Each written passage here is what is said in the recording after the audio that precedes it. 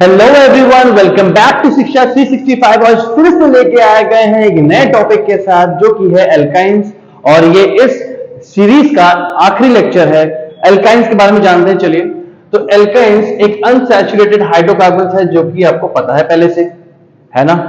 तो एल्काइंस जो है वो कार्बन और कार्बन के बीच में क्या है, ट्रिपल बॉन्ड फॉर्म करता है ना। एल्काइंस क्या होता है बच्चों? एल्काइंस को एलिफेटिक हाइड्रोकार्बन से बोला जाता है। एलिफेटिक हाइड्रोकार्बन क्या बोला जाता है? Aliphatic hydrocarbon. और अगर इसको हम किस तरीके से इसको आइडेंटिफाई कर सकते हैं, तो कार्बन और कार्बन के बीच में क्या ट्रिपल बॉन्ड होगा। कार्बन और कार्बन के बीच में क्या होगा? ट्रिपल बॉन्ड, ठीक है। और इसका अगर हम जनरल फॉर्मूला वो देखें, वो होता है CnH2n-2। ये जनरल फॉर्मूला हमने प्रीवियस लेक्चर्स में हम लोग ने अच्छी तरीके से स्टडी किया है। अगर आपने नहीं देखा है तो मेरे प्रीवियस लेक्चर जनरल फॉर्मूला में जाके देखिए, आपको मिल जाएगा। मैं लिंक यहां डाल दूंगा, ठीक है। चलिए, तो ये रहा कुछ बातें एल्काइंस के बारे में, जो कि एलिफेटिक हाइड्रोकार्बन है। उसका आप देख सकते हैं कार्बन कार्बन के बीच में ट्रिपल बॉन्ड फॉर्म करता है, और इसका जनरल फॉर्मूला है CnH2n। और अगर बात करें इसका फर्स्ट मेंबर के बारे में, तो इसका फर्स्ट मेंबर है, देखिए यहां पे कार्बन का वैल्यू 2 लेना पड़ेगा, एन का वैल्यू क्या लेना पड़ेगा? 2, है ना, क्योंकि मीथाइन बोल के कोई कंपाउंड एग्जिस्ट नहीं करता है, ठीक है। तो कार्बन एन का वैल्यू क्या लेना पड़ेगा? 2। तो क्या होगा? C2H2 -2 जो कि है C2H2। तो एल्काइन का जो फर्स्ट मेंबर है वो क्या है? इथाइन।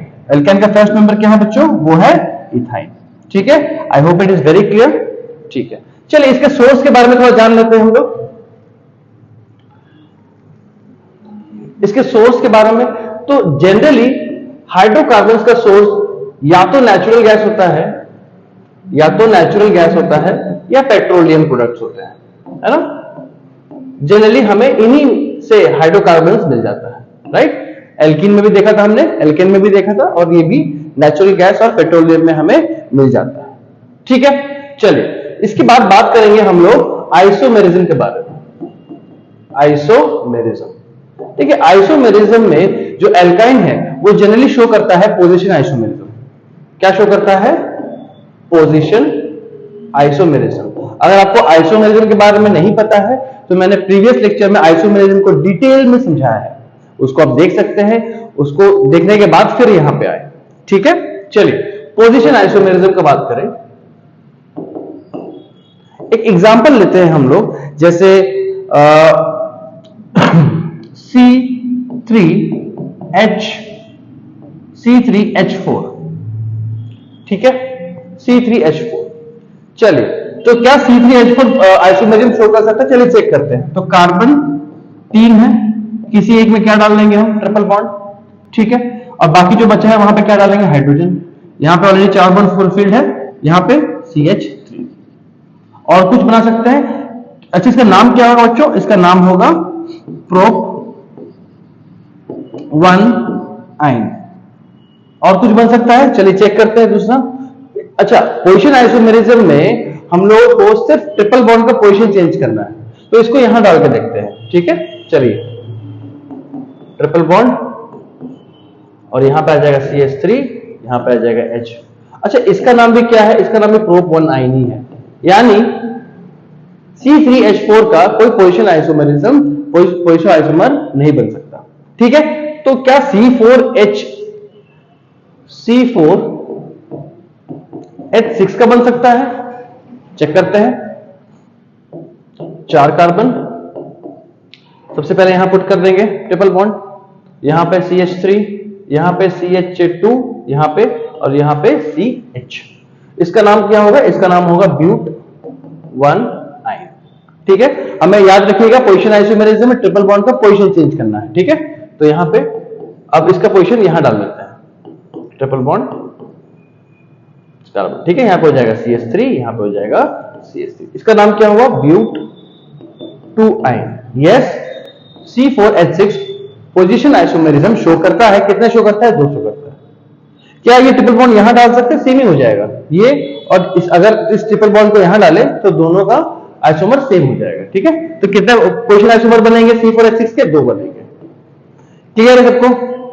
कोई दिक्कत? ठीक है, चलिए आगे बढ़ते हैं हम लोग। इसके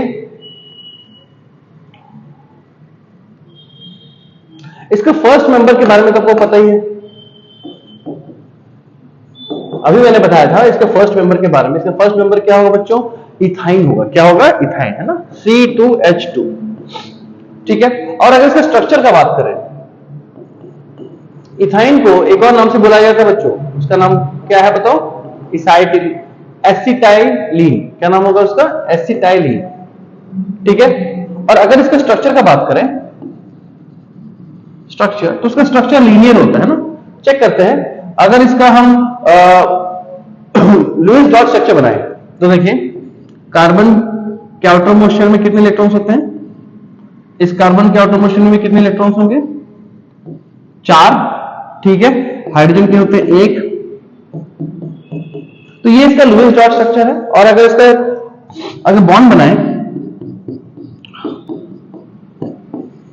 ठीक है, तो कुछ इस तरीके से बनेगा। इस स्ट्रक्चर का नाम है लीनियर। क्या नाम है बच्चों? लीनियर। क्योंकि स्ट्रेट, देखिए 180 डिग्री एंगल फॉर्म कर रहा है ना। अगर इसका बॉन्ड एंगल देखिए कितना है? 180 डिग्री है। क्या है? लीनियर। क्लियर है? किसी कोई डाउट है बताइए? ओके, इसको इसको नोट डाउन कर सकते हैं आप लोग। ओके, चलिए नेक्स्ट बात करते हैं हम लोग इसके कुछ प्रिपरेशन के बारे में। तो प्रिपरेशन भी सबसे पहले हम लोग बात करेंगे इसके लैब प्रिपरेशन के बारे में। किसके? इथाइन के लैब प्रिपरेशन के बारे में। ठीक है, चलिए जल्दी करते हैं लैब प्रिपरेशन में। अच्छा, लैब प्रिपरेशन में कुछ चीजों का जरूरत पड़ेगा। सबसे पहले हमें उसका रिएक्टेंट देख लेते हैं।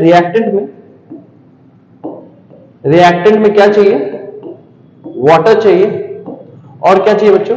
और एक चाहिए कैल्शियम कार्बाइड। Calcium carbide. क्या क्या चाहिए बच्चों? वाटर चाहिए और चाहिए कैल्शियम कार्बाइड। ठीक है, अब ये रिएक्ट करके क्या फॉर्म करेगा वो भी देख लेते हैं। ऑब्वियस बात है, एक कंपोनेंट हमारा इथाइन होगा, राइट। एक कंपोनेंट क्या होगा? इथाइन होगा, क्योंकि हमें वही निकालना है, तो इथाइन होगा। चलिए रिएक्शन करते हैं। CaC2 plus H2। क्या आप बता सकते हैं कि क्या प्रोडक्ट फॉर्म करेगा? एक तो आपका इथाइन फॉर्म करेगा, दैट इज फॉर श्योर, क्योंकि वही बना रहा था। C2H4 चुपचाप से लिख देंगे। अब चूंकि ये गैसियस फॉर्म में है तो अपवर्ड एरो दे देंगे, गैसियस फॉर्म में तो अपवर्ड एरो दे देंगे। अच्छा, और कोई तरीका? और कोई प्रोडक्ट? हाँ, ऑब्वियसली क्या बनेगा? Calcium hydroxide. क्या फॉर्म करेगा? Calcium hydroxide. ठीक है, कोई दिक्कत? अच्छा, इसको बैलेंस कर लेते हैं बच्चों। बैलेंस करेंगे तो क्या होगा बताइए? बैलेंस करके बताइए इसको क्या होगा। यहां पे 2 डाल देंगे।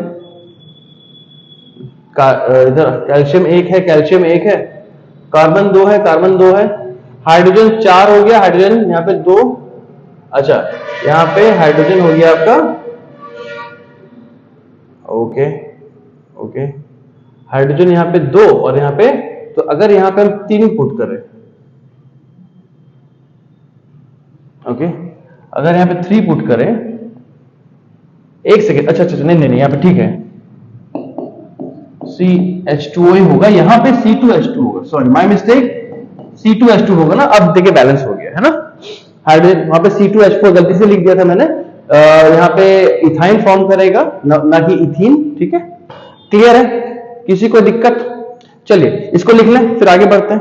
अगर बात करें इसको कलेक्शन, इसे कलेक्ट कैसे करेंगे हम लोग? कलेक्शन का बात करें तो इट विल बी कलेक्टेड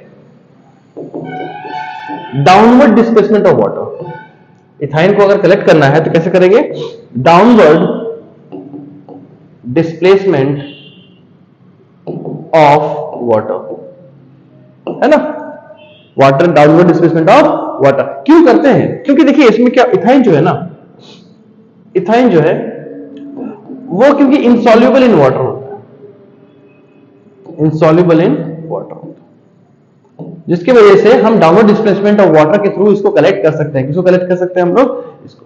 ठीक है, लेकिन जब ये रिएक्शन हो रहा होता है ना बच्चों, बात को समझिए, जब ये रिएक्शन हो रहा होता है ना, तो सिर्फ इथाइन ही फॉर्म नहीं होता, बहुत सारे इंप्यूरिटीज भी फॉर्म होते हैं। ठीक है, लेकिन हमें तो चाहिए प्योर फॉर्म।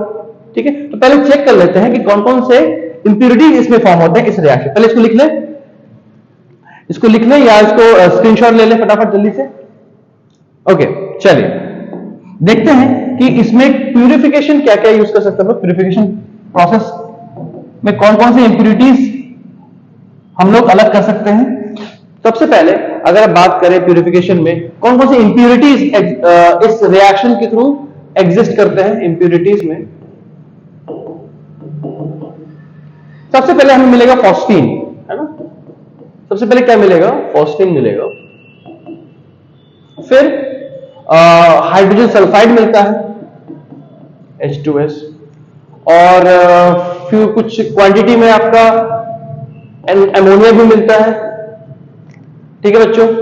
और आपको फिर फॉस्फीन हो गया, H2S हो गया, अमोनिया हो गया, आर्सेनिक भी मिलता है,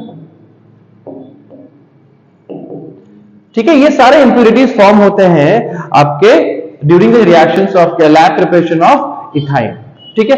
अब इसको रिमूव करना है। देखिए मैक्सिमम जो इंप्यूरिटीज होता है ना, तो मैक्सिमम इंप्यूरिटीज है जब हम लोग इसको वाटर के थ्रू पास कराते हैं, डाउनवर्ड डिस्प्लेसमेंट में जब इथाइन को वाटर के थ्रू पास कराते हैं तो मैक्सिमम इंप्यूरिटीज हट जाता है, ठीक है। Most of the impurities is removed while passing through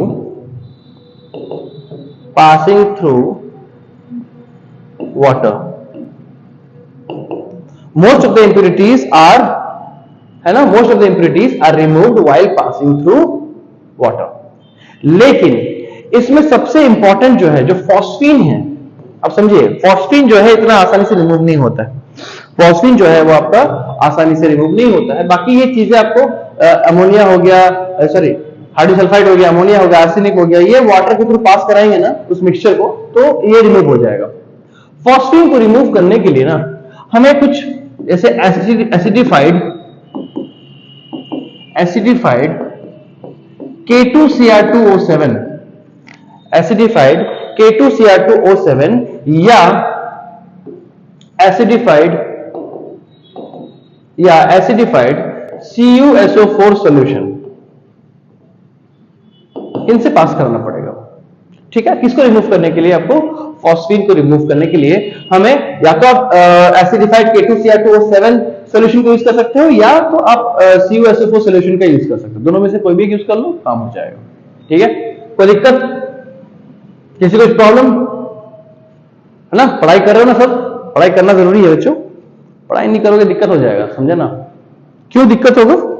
देखिए मिडिल क्लास फैमिली में ना सबसे इंपॉर्टेंट पढ़ाई ही होती है। मतलब अगर आपको अपने फैमिली का स्टेटस को एक पायदान ऊपर लेके जाना है तो मिडिल क्लास फैमिली का एक ही तरीका है, आप अच्छे से पढ़ाई करते हैं, ठीक है।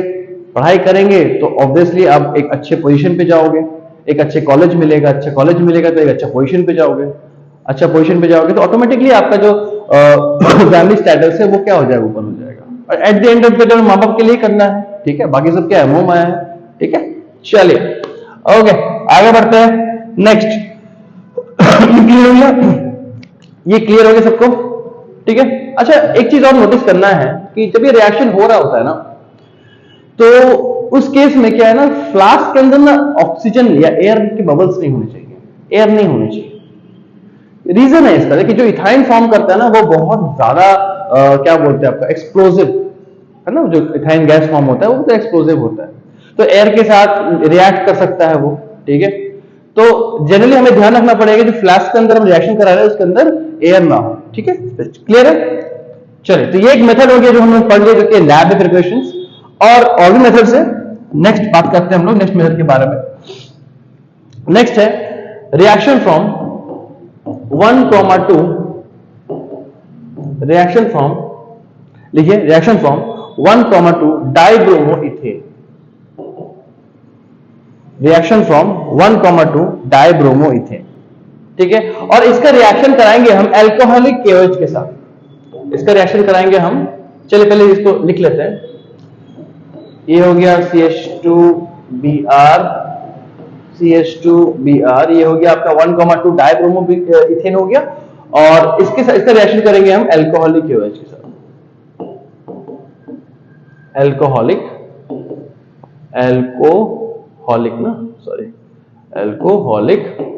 KOH के साथ। ठीक है, मुझे बताइए क्या फॉर्म करेगा। देखिए यहाँ पे 3 प्रोडक्ट फॉर्म करते हुए नजर आ रहा है मेरे को। पहले तो देखिए ब्रोमीन निकल जाएगा यहाँ से, ठीक है, इथाइल फॉर्म हो जाएगा, सबसे पहले वो लिख लेते हैं, CH ट्रिपल बॉन्ड CH। अच्छा, यहाँ पे आप देखिए कि K है ना, पोटेशियम है और Br है, तो यहाँ पे आप KBr एक फॉर्म होते हुए नजर आ रहा है, और दूसरा जो कि यहाँ पे OH है, तो यहाँ पे हमको H2O भी फॉर्मेशन, H2O का फॉर्मेशन भी नजर आ रहा है। ठीक है, H2O फॉर्म होगा, है ना, क्लियर है, कोई दिक्कत। अच्छा, ऐसे तो रिएक्शन होगा नहीं, टेम्परेचर देना पड़ेगा, कितना टेम्परेचर बच्चों, 200 डिग्री सेल्सियस बॉइलिंग टेम्परेचर। ठीक है, खोलते हुए, ठीक है, खोलाते हुए हमें, और 200 डिग्री टेम्परेचर होना चाहिए, तब जाके ये रिएक्शन पॉसिबल है। ठीक है, अच्छा चलिए, ये क्लियर है। प्रिपरेशन 2 ही है बेसिकली, क्लास 10 लेवल में तो 2 ही है, 11th में तो बहुत सारे हैं। ठीक है, जब 11th के लेक्चर्स आएंगे जो कि बहुत जल्द आने वाले हैं, थोड़ा सा इस बार थोड़ा लेट हो गया बच्चों, थोड़ा वीडियो आने में लेट हो गया क्योंकि कुछ इश्यूज आ गए थे, बट ठीक है, वी आर बैक अगेन। फिर से वीडियोस अभी आते रहेंगे, कंटिन्यूसली वीडियोस आते रहेंगे। तो चलिए आगे बढ़ते हैं हम लोग। प्रिपरेशंस 2 ही हैं बेसिकली 10th लेवल पे, आगे और भी प्रिपरेशंस हैं, लेकिन वो 11th के लेक्चर्स में हम लोग देखेंगे। ठीक है, चलिए नेक्स्ट बात करते हैं हम लोग इसके प्रॉपर्टीज के बारे में बच्चों। प्रॉपर्टीज, देखिए प्रॉपर्टीज में जनरली हम लोग कवर करेंगे केमिकल प्रॉपर्टीज के बारे में। ठीक है, फिजिकल प्रॉपर्टीज तो ऑलरेडी बुक में है, वो आप अगर चैप्टर को अच्छे से रीड कर लोगे तो ऑटोमेटिकली आ जाएगा। उसको यहाँ पे करके टाइम वेस्ट नहीं करते हैं आपका और मेरा भी। बेसिकली हम लोग जंप ऑफ करते हैं सीधी केमिकल प्रॉपर्टीज के ऊपर, सीधा केमिकल प्रॉपर्टीज के ऊपर बात करते हैं हम लोग। केमिकल प्रॉपर्टीज में सबसे जो कॉमन है, सबसे पहला जो हम बात करेंगे वो है कंबशन के बारे में। ठीक है, कंबशन के बारे में। ठीक है, कंबशन सबको पता ही है कि इस दुनिया में जितने भी ऑर्गेनिक कंपाउंड है उसको अगर आप हीट करोगे 2 ही चीजें फॉर्म करती हैं, CO2 और H2। तो ये अलग तो है ना, ये भी तो हाइड्रोकार्बन है, इसमें भी वही चीज फॉर्म करेगा अगर हम इसका रिएक्शन, तो क्या फॉर्म करेगा बच्चों, CO2 एंड H2। यही तो चीज फॉर्म करेगा ना, और कुछ फॉर्म करेगा क्या, नहीं। ठीक है, ओके। अब देखिए अगर अच्छा खासा सप्लाई है एयर का अगर एक्सेस सप्लाई है, अगर एक्सेस हम प्रोवाइड करें, तो उस केस में जो फ्लेम आता है वो होता है ब्रिलियंट व्हाइट फ्लेम। किसका, है ना, जो फ्लेम आएगा वो कैसा आएगा, ब्रिलियंट व्हाइट फ्लेम। कभी कभी पूछ देता है एग्जाम में ना, ये चीजें इंपॉर्टेंट होती है, मेमोराइज करना पड़ेगा। ठीक है, कोई दिक्कत। ठीक है, अच्छा अगर मान लीजिए उतना सप्लाई नहीं है ना, इसका जो फ्लेम होता है वो थोड़ा सूटी भी होता है, सूटी फ्लेम। ठीक है, अगर सप्लाई अच्छा नहीं है, excess limited supply of air है, तो उस केस में फ्लेम कैसा रहेगा, सूटी फ्लेम रहेगा। क्लियर है, कोई दिक्कत। आगे बढ़ते हैं इस प्रॉपर्टीज में। नेक्स्ट जो बात करेंगे हम लोग, अच्छा इसको लिख लीजिए आप लोग, स्क्रीनशॉट ले लीजिए, या इसको लिखना है तो लिख सकते हैं आप लोग। बैलेंसिंग नहीं किया, बैलेंसिंग आप लोग खुद कर सकते हो, बैलेंसिंग करके कमेंट सेक्शन में डालो। ठीक है, कुछ मेहनत आप लोग भी करो, इजी है। ठीक है, ये सब तो आपको खुद से ही करनी चाहिए। अच्छा, बहुत सारा हीट जनरेट होता है, तो उन्होंने बताया था बहुत सारा, जब ये रिएक्शन हो रहा होता है ना तो बहुत सारा हीट जनरेट होता है। ठीक है, क्लियर है। चलिए तो नेक्स्ट बात करते हैं हम लोग एडिशन रिएक्शन के बारे में। नेक्स्ट जो है वो है एडिशन रिएक्शन। ठीक है, नेक्स्ट जो है वो है एडिशन रिएक्शन। ठीक है, चलिए नेक्स्ट जो है वो है एडिशन रिएक्शन। ओके, ठीक है। एडिशन रिएक्शन में भी सबसे पहले जो हम बात करेंगे वो है एडिशन ऑफ हाइड्रोजन। ठीक है, यहां पे ऐड करना है। ठीक है, एडिशन ऑफ हाइड्रोजन। अच्छा, एडिशन ऑफ हाइड्रोजन ऐसे तो नहीं होगा। ठीक है, कुछ कैटलिस्ट का इस्तेमाल कर सकते हैं, निकल का इस्तेमाल कर सकते हैं, इसीलिए इसको क्या बोला जाता है, इसका नाम है catalytic hydrogenation. Addition of hydrogen क्या बोलते हैं, हाइड्रोजनेशन। और चूंकि हम लोग यहाँ पे कैटलिस्ट का इस्तेमाल करने वाले हैं तो क्या बोलते हैं इसको, कैटालिटिक हाइड्रोजनेशन। क्लियर है, बहुत इजी है, कुछ नहीं करना है। सबसे पहले हम लोग यहाँ पे क्या लेंगे, ऑब्वियसली जो लेना है हमको C2H2, और इसमें हाइड्रोजन ऐड करना है। ठीक है, और निकल का इस्तेमाल करेंगे जो कि कैटलिस्ट क्या फॉर्म करेगा, इथाइन फॉर्म। ये दो स्टेप रिएक्शन है, ठीक है। C2H4 यानी देखिए यहां पे इथाइन से क्या फॉर्म कर रहा है, इथाइन से फॉर्म कर रहा है इथीन। कैसे करेगा देखिए, चलो देखते हैं। तो ट्रिपल बॉन्ड है, इधर हाइड्रोजन, इधर हाइड्रोजन। देखिए आपको 10th लेवल तक तो ये आपको शायद बताया नहीं जाएगा, लेकिन मैं बता देता हूं कि कार्बन और कार्बन के बीच में जो पहला बॉन्ड होता है ना, उसको बोलते हैं सिग्मा बॉन्ड, बहुत स्ट्रॉन्ग बॉन्ड होता है, ठीक है। और उसके बाद जो बॉन्ड बनते हैं उसको बोलते हैं पाई बॉन्ड। तो कार्बन और कार्बन के बीच में मान लेते हैं ये सिंगल बॉन्ड जो है, ये पहला बॉन्ड जो है ये है पाई, और बाकी दोनों क्या है, पाई। सॉरी, पहला बॉन्ड जो है वो है सिग्मा, बाकी दोनों क्या है, पाई। सिग्मा बॉन्ड बहुत स्ट्रांग होता है, पाई बहुत वीक होता है। तो जब हम कैटलिस्ट का इस्तेमाल करेंगे to speed up the reaction, और यहां पे हम हाइड्रोजन का इस्तेमाल करेंगे, क्या होता है, ये पाई बॉन्ड टूट जाता है। क्या होता है, ये पाई बॉन्ड आपका टूट जाता है और ये बॉन्ड टूट जाता है, और टूट के ये दोनों आपस में क्या होते हैं, जुड़ जाते हैं। तो देखिए यहीं पे ये हुआ ना, ये बॉन्ड टूटा और हाइड्रोजन के साथ क्या हो गया, जुड़ गया। क्या फॉर्म किया, C2H4, है कि नहीं। देखिए इधर H लग गया, इधर H लग गया, डबल बॉन्ड, इधर H लग गया और इधर H लग गया, राइट, ठीक है। पर ये रिएक्शन यहां रुकेगा नहीं, यहां एक स्टेप और जाएगा। अगर मान लीजिए फर्दर इसका हम कैटालिटिक हाइड्रोजनेशन करते हैं, किसका, C2H4 का, again in the presence of निकल, क्या फॉर्म करेगा बच्चों, इस बार फॉर्म करेगा इथेन, यानी कि इथेन से क्या फॉर्म कर जाएगा, इथेन फॉर्म कर जाएगा। देख सकते हो कैसे होगा, फिर से देख लेते हैं इसको मिटा दे, कैसे होगा देख लेते हैं। ओके, तो ये रहा हमारे पास इथीन, ठीक है। इसको थोड़ा ऊपर लिख देता हूं ना ताकि क्लियर होगा, इसको ऊपर लिख देता हूं हाइड्रोजन को, ठीक है। और हमें ऐड करना हाइड्रोजन, तो मैंने बताया कि पहला बॉन्ड जो बनेगा वो क्या होगा, सिग्मा, और दूसरा क्या होगा, पाई। बताया ना, सिग्मा स्ट्रांग होता है, पाई वीक होता है ना।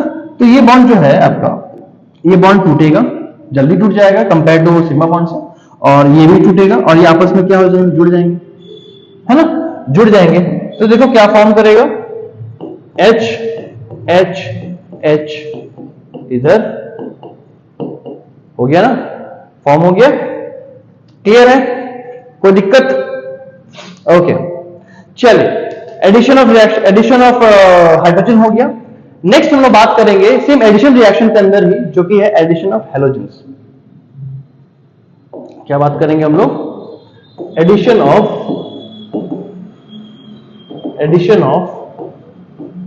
हेलोजन, है ना। क्या बात करेंगे हम लोग, एडिशन ऑफ हेलोजन। हेलोजन में सबसे पहले किसका यूज करेंगे, क्लोरीन का यूज करते हैं। किसका यूज करेंगे, क्लोरीन का। चलिए फिर से CH ट्रिपल बॉन्ड CH, है ना, प्लस क्लोरीन, सेम चीज होगा, एग्जैक्टली सेम चीज होगा।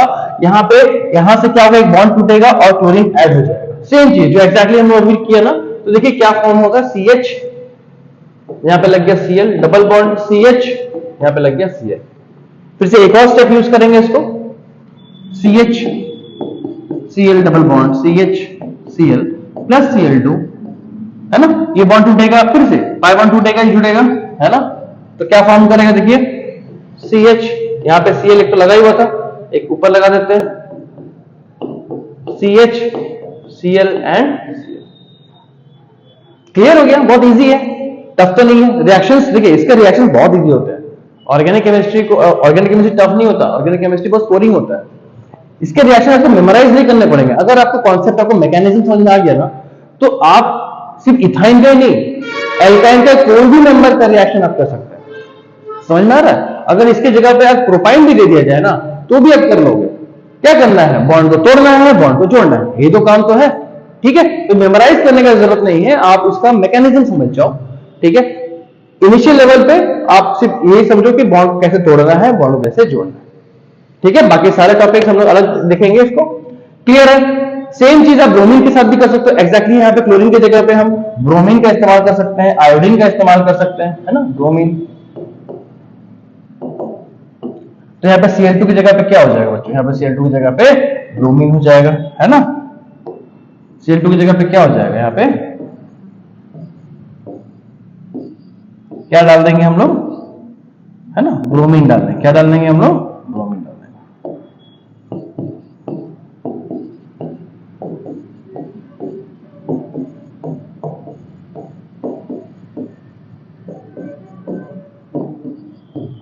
ब्रोमीन डाल देंगे। सेम रिएक्शन आयोडीन के साथ भी कर सकते हो। ठीक है, कोई दिक्कत? कोई दिक्कत? चलिए नेक्स्ट बात करेंगे जो कि लास्ट है, वो है reaction with HCl। Reaction with HCl ये भी एडिशन रिएक्शन के अंदर ही आता है। क्या होगा? वहां पे Cl2 था, H2 था, यहां पे HCl आ गया, उसी तरीके से जुड़ेगा। चलो देखते हैं कैसे। CH triple bond CH plus HCl। ठीक है, इसको ऐसे रखो, ये बॉन्ड को तोड़ो, ये बॉन्ड को तोड़ो, इनको जोड़ दो। क्या होगा देखो, CH यहां पे क्या CH2 हो गया, डबल बॉन्ड हो गया, यहां पे CHCl हो गया, है ना। देखो ना, वही चीज हुआ ना। इसको ऐसे लिख दें, कोई दिक्कत है ना। फिर एक और स्टेप कर सकते हैं हम लोग इसी के साथ, कर सकते कि नहीं कर सकते? चलिए CH2 double bond CHCl plus HCl, फिर से वही करो, हाइड्रोजन डालो, Cl डालो, यहां से बॉन्ड तोड़ो, यहां से बॉन्ड तोड़ो, इनको जोड़ दो, तो क्या फॉर्म करेगा देखो, CH3 CHCl। डिफिकल्ट है? नहीं, एकदम इतनी इजी है एकदम। एडिशन रिएक्शन सबसे आसान होते हैं। ठीक है, किसी कोई डाउट? ठीक है, इसको लिख लो। तो चलिए आज के लिए इतना ही रखते हैं। आई होप आपको समझ में आया होगा। एल्काइंस बहुत ही इजी टॉपिक है, कवर कर लेना अच्छे से। और नेक्स्ट वीडियो में हम लोग नए टॉपिक के साथ आएंगे। जनरली शायद हम लोग मोल कॉन्सेप्ट शुरू कर सकते हैं, चांसेस वही कि मोल कॉन्सेप्ट स्टार्ट करेंगे। ठीक है, तो आज के लिए इतना रखते हैं, मिलते हैं नेक्स्ट वीडियो में। पढ़ाई करते रहें, ऑल द वेरी बेस्ट।